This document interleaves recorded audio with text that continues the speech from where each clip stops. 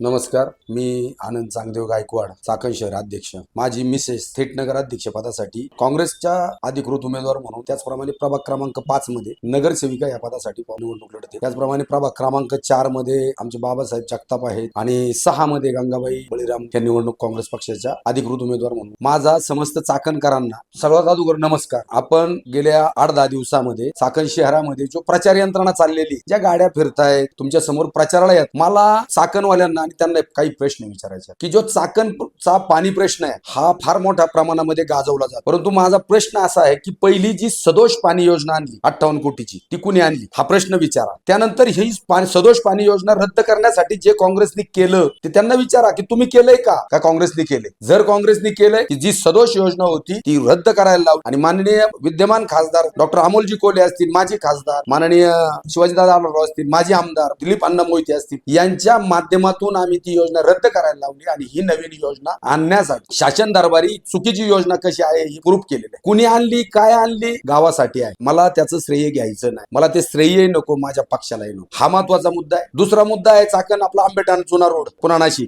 P1 P2 च्या समस्या उभ्या राहिले. आज व्यवसाय कसा करायचा हा पुढे प्रश्न आहे. अरे पण हे केलं कुणी? सत्ता तुमची होती ना, तुम्हीच केलंय P1 आणि P2 आणि आता तुम्हीच सांगताय आम्ही काढणार. कधी काढणार, का केव्हा काढणार आणि का काढलं नाही आतापर्यंत? आणि काढणारच असेल तर असं आश्वासन द्या ना ठोस, हे पुढच्या महिन्यापासून मी बंद करणार आहे. हे का होत? तिसरी गोष्ट, कर कमी केला सांगताय. कर कमी केला तर तुम्ही, तुमची सत्ता होती सभागृहामध्ये, तुम्ही आज सगळ्या गावाला ओरडून सांगता आम्ही सत्ता हाकली, आम्ही गावाचा विकास केलाय. मग तो कर वाढवला कुणी होता? कुणी ठराव केले ते करवाढीचे? आता निवडणुका डोळ्यासमोर ठेवून तुम्ही अर्धा कर केलाय, तो कायम 5 वर्ष ठेवणार आहात का?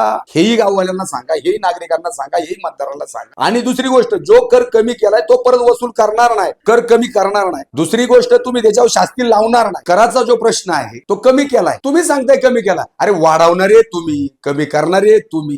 चाकणवाल्यांना, गाववाल्यांना, करदात्याला तुम्ही फसवताय ना. 2-3 वर्ष कर गोळा केला, कोट्यवधी रुपये गोळा केले तुम्ही आणि आता सांगताय कमी केला. परत पुढच्या वर्षी पुढे 5 वर्ष आम्ही करवाढ करणार नाही असा शब्द कधी दिलाय का? देणार आहात का? दिला तर तो पाळणार आहात का? दुसरी गोष्ट, संग्रामदुर्ग किल्ल्याचा निधी आम्ही आणला, आम्ही केलं, शासन दरबारी केलं, आमचे मुख्यमंत्री, आमचे उपमुख्यमंत्री, तुम्ही ते सांगताय. अरे तो संग्रामदुर्ग किल्ल्याचा इतिहास आणि त्याचं काम खऱ्या अर्थाने चालू कुणी केलं ते जे शिलेदार आहे, ते झुंझुरके साहेब असतील, ऍडव्होकेट, ते वाडेकर साहेब असतील, राहुल वाडेकर साहेब असतील, त्यांनी केलेले, ते सदाभाऊची आमची पोरं, गोऱ्यांची पोरं असतील, सगळे त्यांच्या टीमने केले. गेले 15-20 वर्ष ते कार्यकर्ते तिथे अडकतात आणि त्याचं श्रेय तुम्ही घेताय. शासनाचे पैसे, एखादं पत्र दिलं म्हणजे मी निधी आणला असं नाही ना होत. ती 15-20 वर्ष कार्यकर्ते स्वतःचा संसार बाजूला ठेवून गावची शोभा कशी वाढल, तो गावचा किल्ला कसा जतन होईल यासाठी ते प्रयत्न करतात. त्यांचं श्रेय सुद्धा तुम्ही लाटताय. हे चुकीचं चाललेलं आहे. माझं गावकऱ्यांना आव्हान आहे, जो करतोय त्याला त्याचं श्रेय आहे. मी म्हणलो, माझा पक्ष कधी म्हणला की आम्ही करतोय?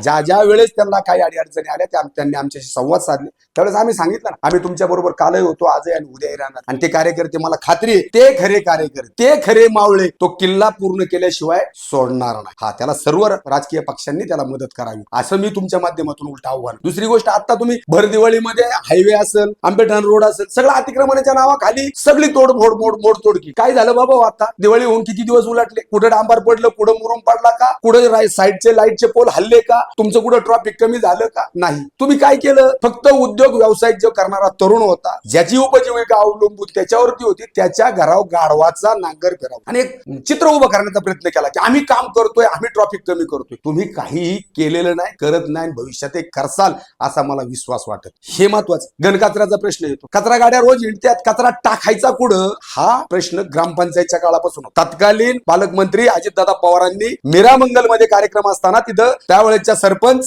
साळुंके ताई होत्या. साळुंके ताईन आम्ही बरोबर तिथं गेलो, दादांना सांगितलं आणि तिथं जोगतुमीच्या डोंगरावरती कचरा टाकण्यासाठी सोय करून दिली. दादा आजही तो कचऱ्याचा प्रश्न इतका मोठा भासवतोय, भेडवसवतोय. दावडमाळा असेल, बिरदवडी गाव असेल, खराबवाडी असेल, ह्या लोकांना तिथं जीवन जगणं मुश्किल झालं. तुम्ही आता सांगताय कचऱ्याचा प्रश्न सुटला बाबा, सुटला. तुम्ही म्हणताना सुटला, माझंही म्हणणं सुटलं. सांगा ना कोणत्या गावात तो प्रोजेक्ट करणार आहात, कोणत्या गटामध्ये करणार आहात, कुठलं क्षेत्र आहे, कुठल्या आठवड्याच्या सजामध्ये ते कार्यक्रम तुम्ही राबवणार आहात, तो काय जाहीर करा. तुम्ही सांगताना प्रश्न सुटलाय, मंत्री महोदयांनी शब्द दिला, सुटला. अरे सुटला तर मग सांगा ना, तो कुठं केलाय, कुठं करणार आहात, काही बोलायचं निव्वळ भूल थापा आणि मिळकत कराचा प्रश्न तोच तुमचा. अधिकाऱ्यांचे भ्रष्टाचार मध्ये आम्ही काँग्रेस पक्षाच्या माध्यमातून बाहेर काढले, त्यावरती कुणीच काही बोलत नाही. त्या अधिकारी 3-3 वर्ष तुमच्या आपल्या नगर परिषदेमध्ये एकही अधिकारी 3 वर्ष पूर्ण करत नाही. शासन नियमाप्रमाणे जे 3 वर्ष त्या अधिकाऱ्याला एकही पूर्ण करत नाही. जे अधिकारी चांगले काम करत होते त्यासाठी तुम्ही मंत्रालयाच्या खेट्या दरवाजे झिजवले आणि त्यांना इथून काढून दिलं. जे भ्रष्टाचारी अधिकारी आहेत त्यांना तुम्ही इथं आणता, ते काम करतात आणि त्या पद्धतीने त्यांचे गावात कमवायचं आणि निघून जायचं अशा पद्धतीने. अरे डीपीआरओ बोला, डीपीआरओ कुणीच बोलत नाही. आहे का तुमच्या वचननाम्यात, आहे का त्या गाड्यामध्ये जे भोंग लावले त्याच्यावर डीपीआरओ बोला ना. माझा चाकणकर मूळ चाकणकराच्या जमिनी चाललेल्या आहेत, ज्या जमिनीवर तुम्ही आरक्षण टाकलेली आहे, तो ठराव करायला काय काँग्रेस होती? तुम्ही केला ना सभागृहामध्ये गावाचं डेव्हलप कसा करायचं गाव. त्या माझ्या शेतकऱ्याला कधी विश्वासातच घेतले गेलं. अक्षरशः भूमिहीन होणार आहे तो शेतकरी, माझा गावाला भूमिहीन होणार. त्याच्यावर बोला ना, कधी बोलणार आहात तुम्ही? आणि धनदांडग्यांच्या डीपीआर मधले आरक्षण कशी उठली, ती कोणाची उठली, कुणी उठवली, हाही गाववाल्यांनी विचार केला पाहिजे. नुसतंच फक्त मोठा पक्ष, सत्तेतला पक्ष म्हणून जर तुम्ही मतदान करणार असाल तर माझं गाववाल्यांना आव्हान राहणार की आपण फसताय, आपण त्यांच्या भूलथापेला बळी पडताय. हे भूलथापेला बळी पडू नका. काँग्रेस पक्ष फक्त सक्षमपणे चाकण शहराचा विकास करू शकतो. आदरणीय देशाचे नेते राहुलजी गांधी असतील, आदरणीय महाराष्ट्र राज्याचे प्रदेशाध्यक्ष सपकाळ साहेब असतील, प्रियंका गांधी असतील, यांच्या माध्यमातून